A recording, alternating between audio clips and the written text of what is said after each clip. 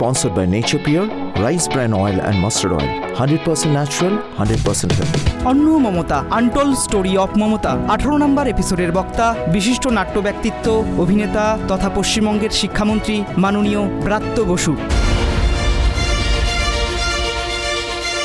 लोगों को लेके हम कम करेंगे और लोगों को लेके हम कम करेंगे तो भी कामयाबी हम लोग सब हो सकता है।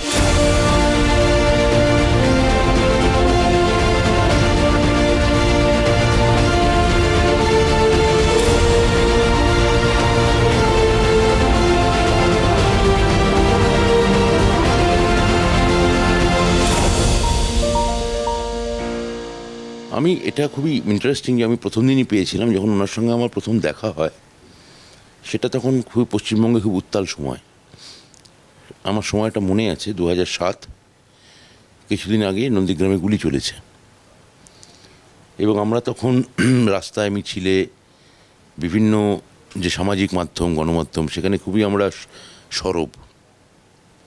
তো এই সময় আমাদের দু একজনের সঙ্গে ওনার দেখা করার কথা হয়, উনি ইচ্ছা প্রকাশ করেন এবং আমরা খুব সাগ্রহে দেখা করতে যাই।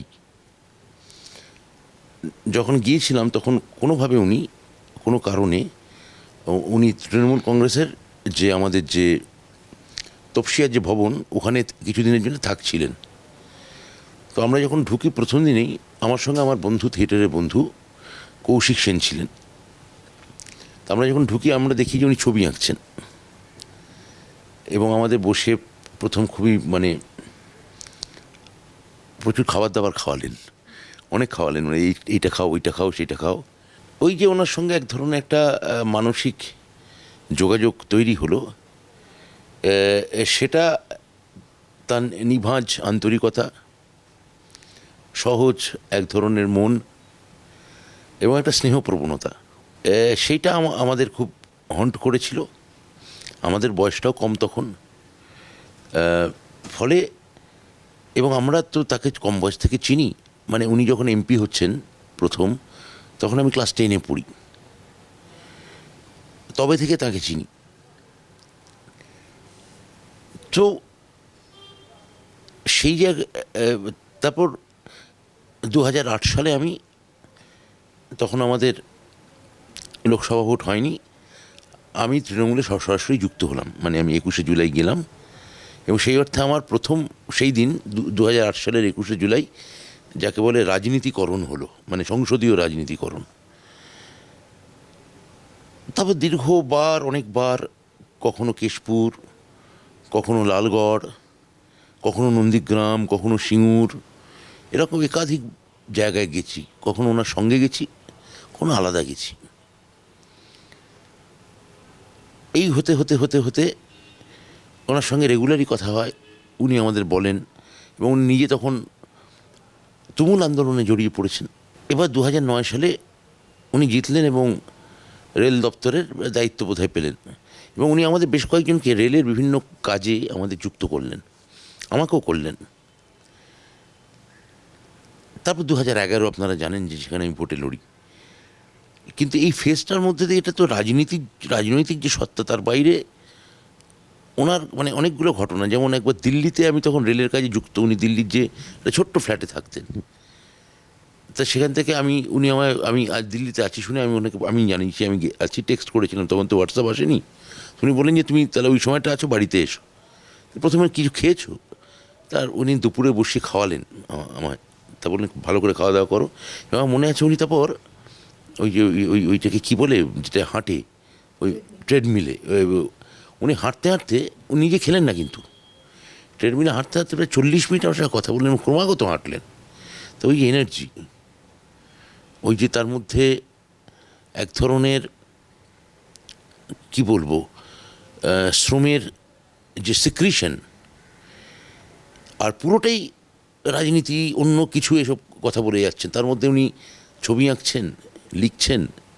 এরকম হয়েছে, বাইরে ট্যুরে গেছি একসঙ্গে, উনি একটা লিখলেন, লিখে আমায় তো বললেন যে কেমন হয়েছে পড়ো। হ্যাঁ, আমি পড়লাম, আমার যা মনে হলো আমি বললাম, উনি কিছু শুনলেন না।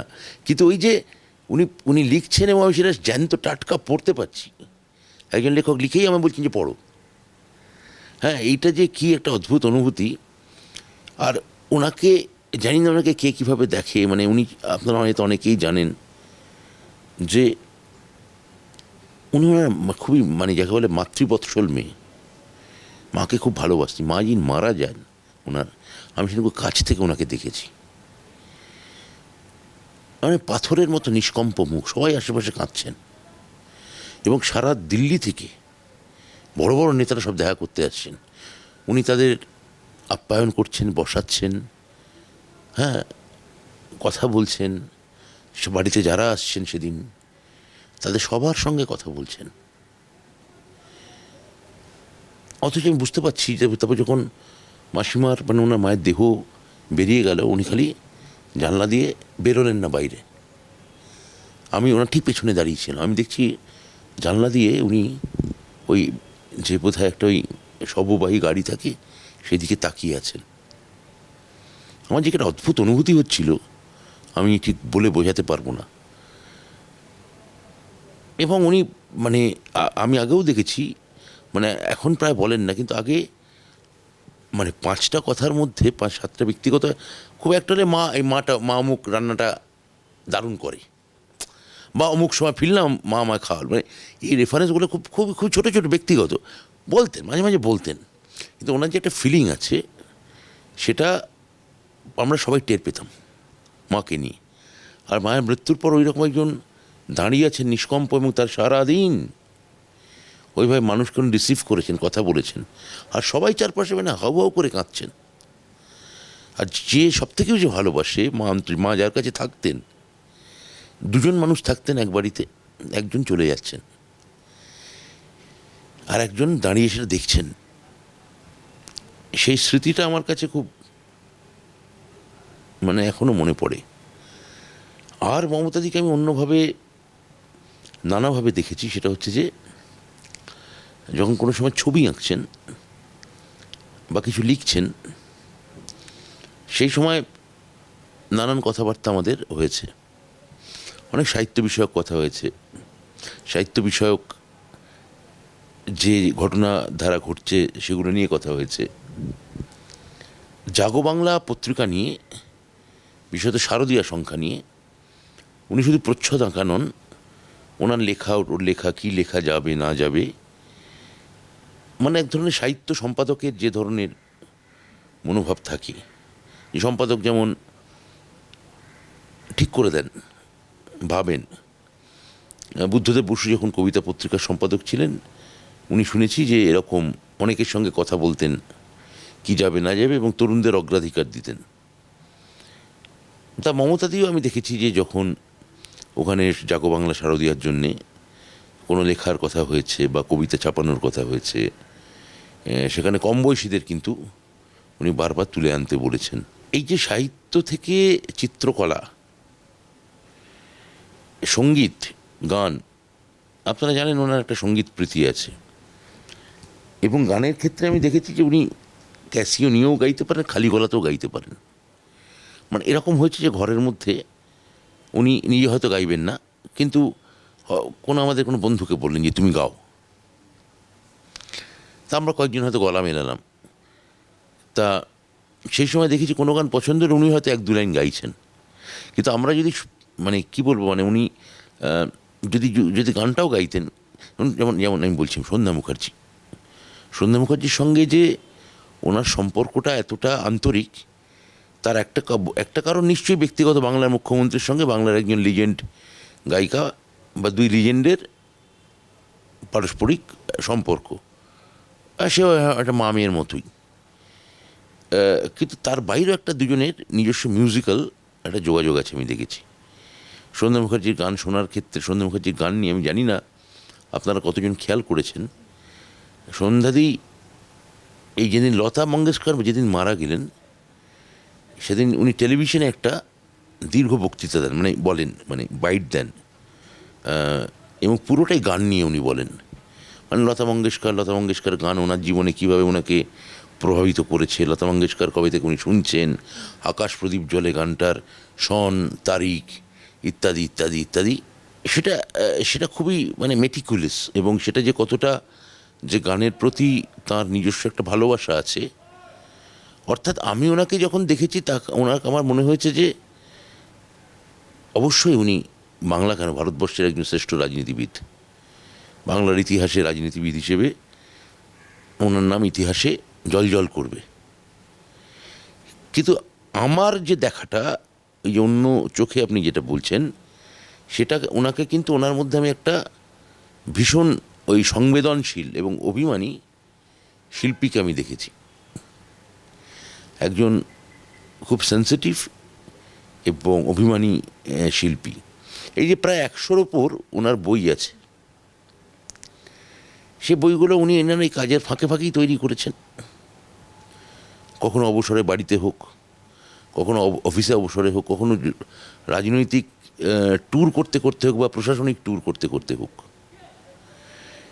তাই এগুলো এই এতগুলো বই লেখা এটা কোনো চারটিখানি কথা নয়।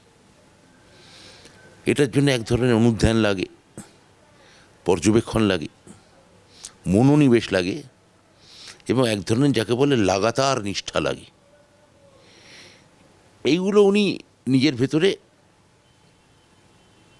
বজায় রেখেছেন। সেই কবিতায় বা গানের সুরে, এই গানের সুর আমি এই কিছুদিন আগে আমি শুনলাম যে আমাদের যে জাগো বাংলা যে উদ্বোধন হলো, তাতে ওনার যে সিডিটা বেরোলো, তাতে যে সুরগুলো উনি দিয়েছেন, অনেক বাংলার অনেক প্রথিতযশা সব শিল্পীরা তাতে গিয়েছেন। প্রতিটি সুর ভালো তো বটে, কিন্তু প্রতিটি সুরের থেকে এক ধরনের পৃথক।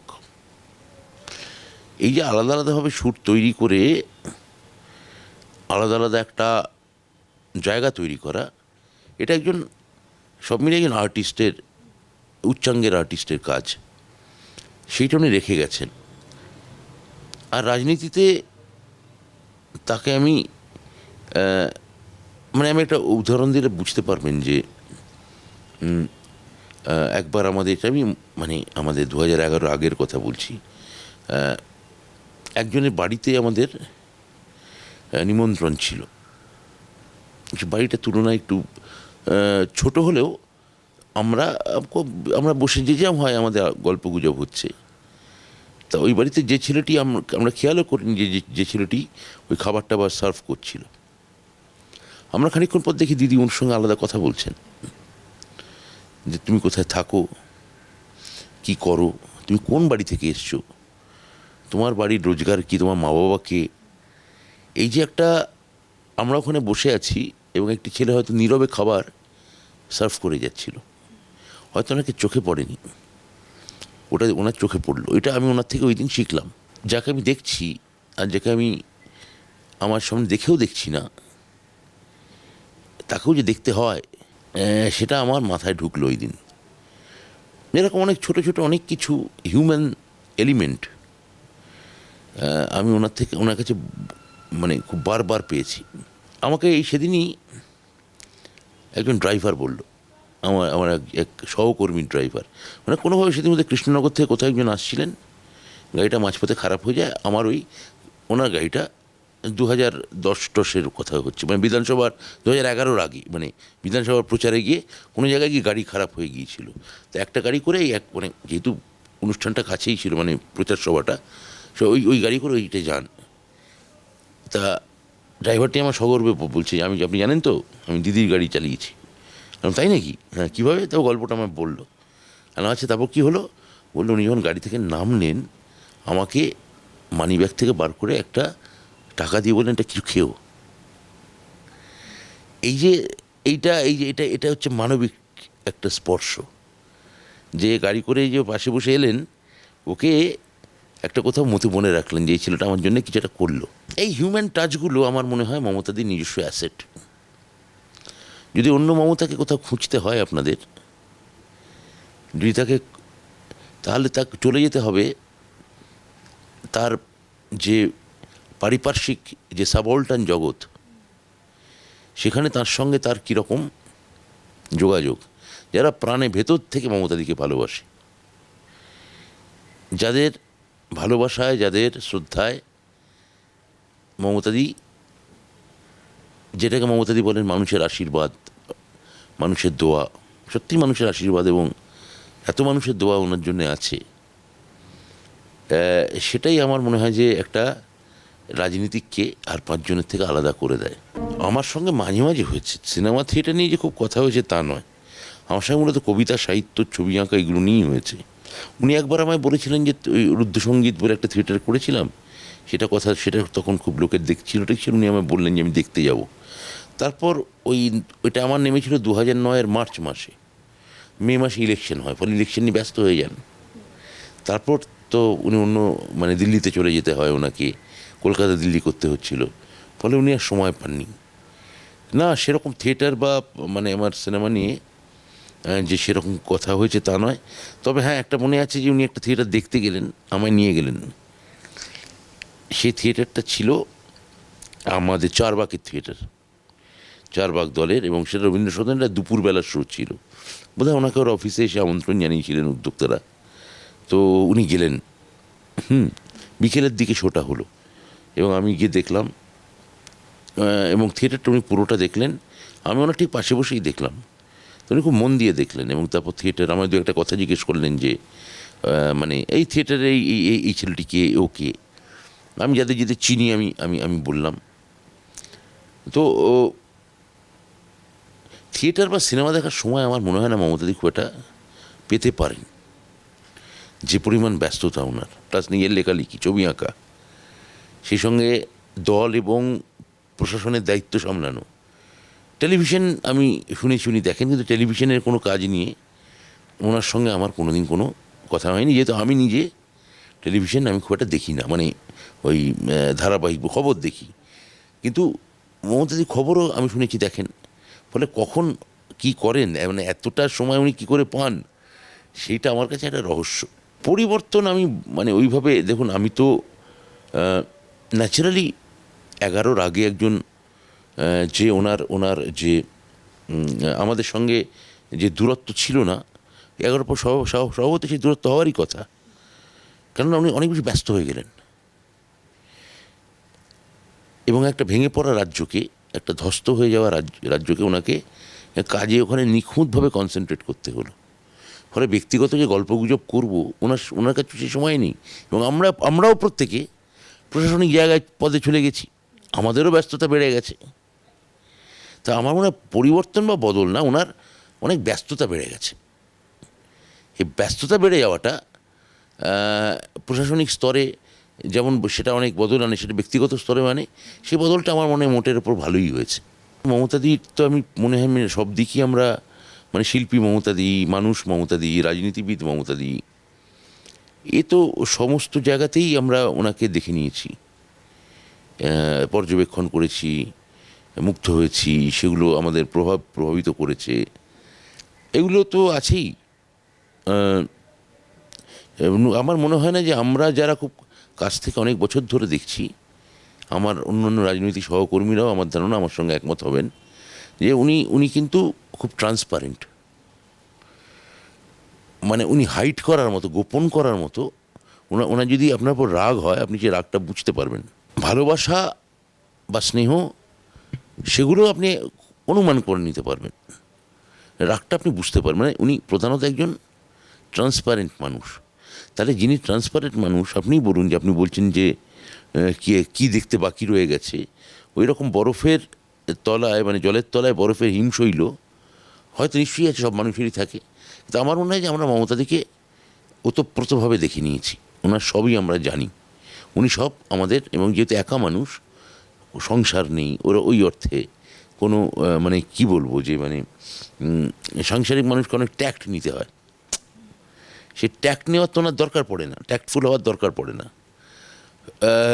ফলে সেটা ওনাকে আমরা অনেক উন্মুক্ত মানুষ হিসেবে দেখতে পেরেছি। না, উনি, আমার মনে হয় না যে উনি কিছু, উনি উনি উনি মানে আমাদের কিছু দেখা আমাদের বাকি আছে, পুরোটাই আমরা দেখতে পেরেছি বলে আমার ধারণা।